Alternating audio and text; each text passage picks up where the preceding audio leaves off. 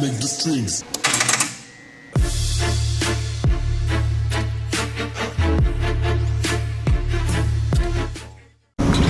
What's up, guys? So we got a big adventure for you guys today. We got the truck loaded up, and we lost a ramp. I think my brother Ronnie, what happened to the ramp? I think it fell out when I was driving. Whose fault was it? Yours, because you put some clips on there instead of the locks. You think? Yep. So we borrowed one ramp from David, but we have this wagon van here today. My buddy is actually purchasing this thing from me because he needs like some glass and some other random parts off of it. So I'm selling it to him, delivering it to him, and picking up another D-Series transmission, as well as I think a B20 for my my freaking CRV over there, because I got a freaking CRV over there that needs a B20. So this is David's ramp. We're gonna see how good it is, and I just fixed some stuff on the wiring for the trailer. This thing was all busted up. One of these wires came off, so I fixed that. Yeah, we're gonna get this thing winched up and go deliver it, and then try not to. He has another car that I might end up buying from him, so or two. It's kind of I kind of have a problem. All right, guys, we're iPhone vlogging right now. I forgot to grab my camera out of the truck, and we drove out here. So this is Pikes Peak International Raceway. This is where we are holding our 2-day drift drag and basically like motorsports lifestyle event type of thing. So 8th mile drag racing on the front straight at 9 p.m. on Saturday. Full course drifting Saturday and Sunday, basically going up on the bank. Insane, like 100-mile-an-hour entries. Amazing tandem through here, goes out there. We're gonna have 2 drift courses running absolutely all day, and yeah, that's not really it. There's a bunch of other stuff.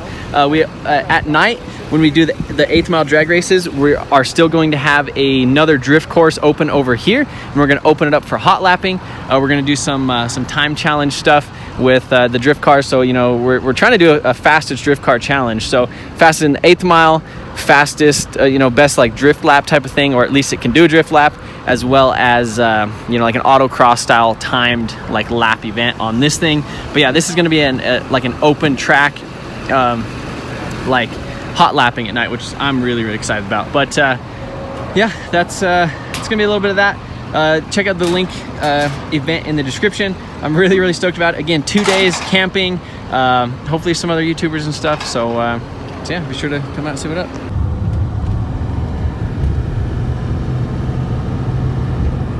Remember when you guys used to manji and like just clear the end of this wall, and there was a wall, and there's nothing there. Yeah. Of course, you're not going to go dip your tires and get them dirty. But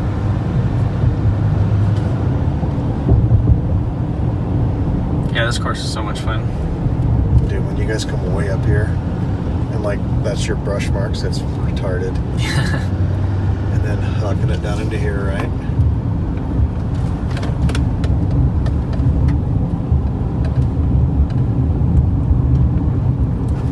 And then the wall will start right here. So then you can ride the wall right through here, right? As your rear clip. And then transition here, the wall starts fading away. And then this, because the black circle's painted, see it? So that's like the inside. And this is where the tandem cars, it's just, they're super tight through here.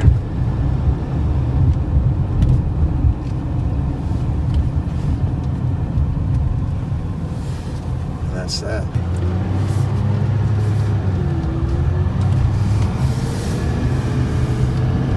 And you just pick up speed here.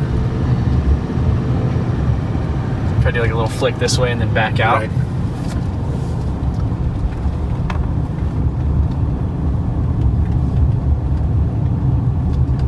So you slide this and then we manji in, right? So then we come in. Yeah, it's nice because there's like nothing to hit, right? Slide that. And then when you come out here, it really sets you up for these S's. Yeah.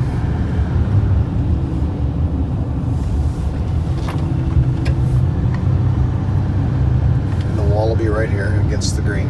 Yeah, and you almost have to kind of go out really wide to kind of hang it. Yeah, you got to slide out here near the wall because this tightens so much. So you got to be out real late, right? Oh, man, I wish I would have brought my drift car. I know, right?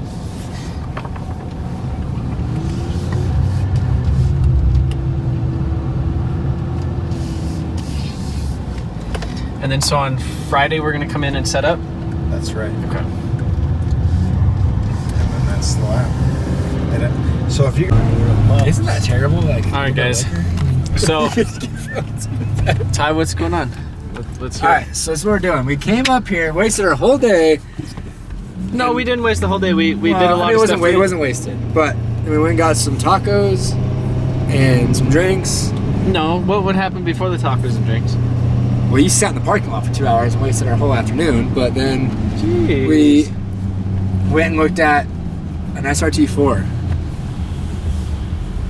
And what else? And a secret turbo all-wheel drive thing.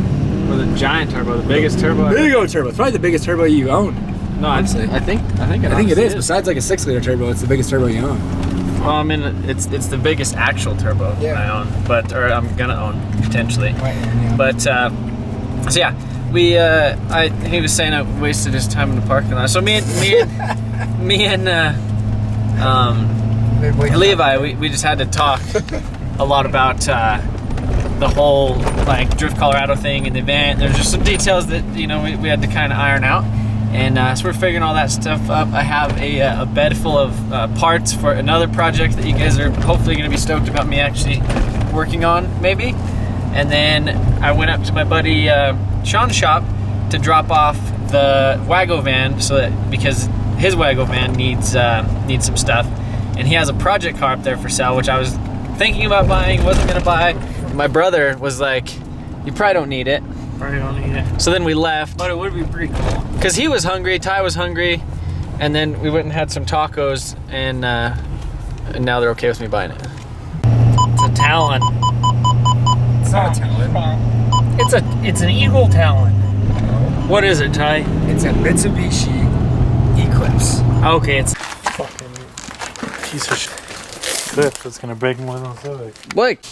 Alright guys, so this right here is a 1991 Mitsubishi Eclipse GSX. So it's got that fancy all-wheel drive in it. It's got a diff in the back. If you look back here, my brother just discovered a little bit of a secret of the fuel system. It's got a big O AN line going from the fuel pump. We walk around the front over here, and you start looking at it. It has like a little intercooler thing right there, which is a watered air. And then you look in the engine bay, you say, "Oh my goodness, look at that freaking thing right there." So that right there is I'm pretty sure just like a China clone of a GT42. Assuming it's just a journal bearing, just universal center section, big O AR, big O T4 top mount manifold. You can see it has some twin child wastegates on it. Same with the blow-off valve right there, but got some big O. Pretty sure that's 3, or is that 4-inch intercooler piping? That's big stuff. I think it might be 3.5. But then it comes back here to this. I think that's a Weapon R intake manifold, which is pretty fancy looking. If you look down in the engine, it has ARP head studs. You can see the little head studs sitting back there. I'm not sure about cams, not sure about exact internals, but it is forged internals, and it is a fairly fresh build. So it has a DSM link cable tied into the factory ECU. I believe those are 1200cc injectors. It has that AN line running all the way from the fuel tank, and it is on E85. So yeah, pretty interesting setup. The drive shaft is disconnected in it right now. It is a manual. Check out these seats. It's got these seats in it. These are actually pretty decent looking seats. I don't know what kind they are, but like they actually feel pretty nice. It has 144,000 miles on it. Factory turbo car. Obviously, it's got the gauge in the dash. 5-speed manual. Got the ECU over there. It has this. This is the cable that connects to your laptop. You can do all the tuning and everything with it. It's got the Puerto Rican flag in it. And got a sunroof. Some missing interior pieces. Some random stuff in the back seat. Some AN lines. Some coil unplug stuff. So it's definitely a little bit of a project. So, you guys know I've been really interested in all-wheel drive things recently, and this is one thing that my buddy Sean had. He's had it kind of sitting around for a little while, and I brought him that wagon van. I was up at his shop the other day looking at some stuff, and he told me about this thing, and so I kind of had expectations of maybe bringing this home today, but it wasn't 100% sure thing. So we went and ate dinner, kind of thought about it for a little bit. My brother convinced me out of it for a little while, and then I was like, well, you know. Then I also convinced him back into it. I mean, I kind of convinced myself back into it after you convinced me out of it. I was like, well, I don't know, it was kind of a weird deal, but it's got an AEM, I think that's a 5-bar map sensor, no, 75 PSI map sensor in it, and yeah, so I guess it definitely needs some tuning stuff, but we're going to go ahead and hook up the battery because it does run. And he did fire it up, but he said, you know, it starts, he scaled the injectors, and that's about it. He didn't have an all-wheel drive dyno and didn't really want to mess around with it a whole lot on the street. So, yeah, I guess now the challenge is going to be to actually get this thing tuned, see if this turbo is going to freaking spool, because that thing is giant. I mean, that thing is insanely huge. I don't even know what the AR is. I think it's nope, doesn't say anything. 105 AR? So, I mean, that's not terribly big, but still pretty big. So I guess we'll hook up the battery, see if she'll fire up for us. So battery's hooked up. We're gonna see what it does. The battery, that light is super dim, so it's definitely gonna need. It's gonna need a battery. All right, so we got the battery on it. Ty's gonna do the honors. Here we go.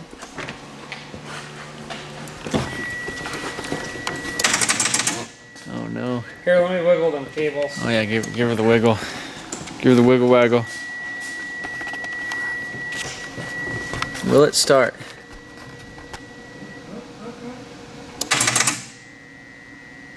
Check this thing out. You gonna buy it, Ronnie boy? Maybe. 20? Well, let's do the hard start now. 55 amps, okay.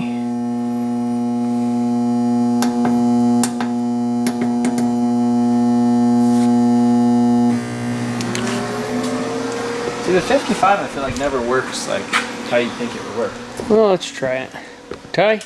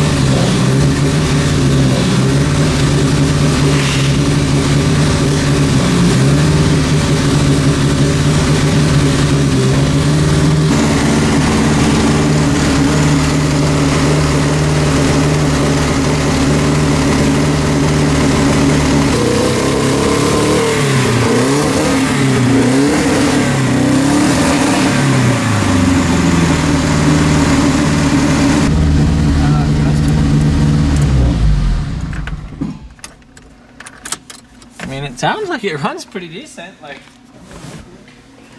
there's a couple things I really like about these cars. One of them is these seat belts, how they work automatically. Saves you a lot of time. Alright guys, so I think that pretty much wraps up what we're going to be doing with this thing tonight. I'm glad that it actually started and did some other stuff. Tomorrow when I get here, we actually still have some stuff to ship out from the giveaway. So if you guys are waiting on stuff, We really do apologize. There was just kind of like a back order on a couple certain items, and so we're just, you know, kind of working as fast as we can to get that. We got a shipment later today when we're picking up this thing, but that's pretty much what we're going to be doing all day tomorrow, is trying to get as many orders out as we possibly can. But yeah, let me know what you guys think I should do with this thing. I think that it could honestly be a freaking monster. I mean, from talking to talking to Sean, the guys who actually had it were kind of planning on making like 900 with it.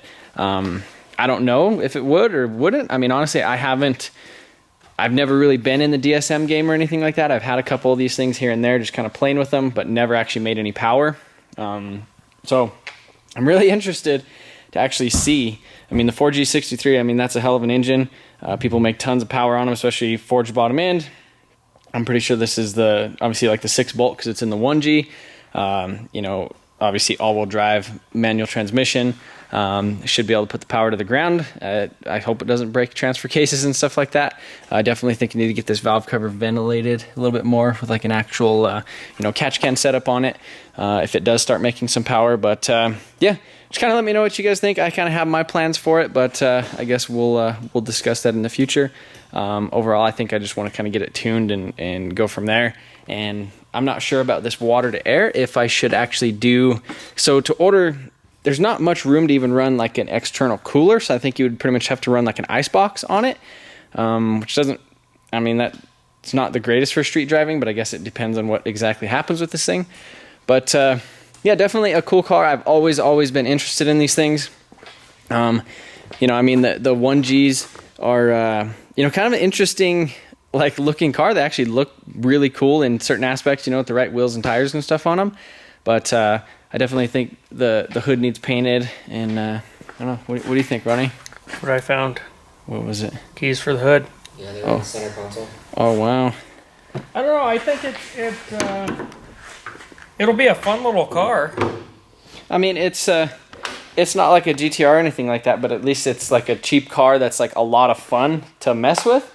And, you know, take you guys along for the journey. I mean, honestly, the body and everything's pretty clean. 144,000 miles on it. I mean, just obviously this hood's been repainted with some really bad clear, but I was going to paint that black anyhow. I got the front bumper and everything for it. Need to get the, you know, actual mount to actually mount it on there. And I think I kind of just want to go air to air on the intercooler, but I guess it depends on how much power we're looking at making on this thing. But yeah, it'd be nice to get it on an all-wheel drive dyno, get a freaking tune on it. And yeah, I guess that's it, guys. Thank you guys for watching. If you guys are interested in things like this, just be sure to leave a comment and let me know. Give this video a thumbs up. And if you haven't subscribed yet and you think that we do cool things, we're going to be doing some cool all-wheel drive Civic things shortly too. So see you guys later.